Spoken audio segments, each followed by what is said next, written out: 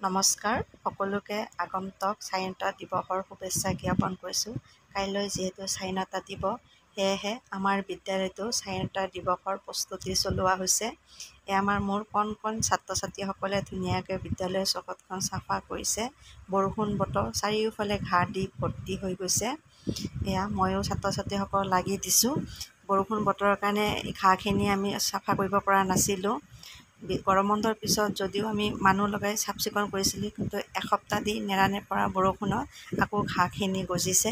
সেয়া আজি এই ঘাঁহখিনি কোদালেৰে মই ইয়াত অলপ চাফা কৰি দিছোঁ, যাতে কালি আমি এইখিনিত পতাকা উত্তোলন কৰিব পাৰোঁ। সেই উদ্দেশ্যে আমি এই ঠাইখিনি ধুনীয়াকৈ চাফা কৰি আছোঁ, আৰু মই ইহঁতৰ লগত লাগি দিয়াত ইহঁতেও খুব আনন্দ পাইছে, মোৰ লগতে চাফা কৰিছে।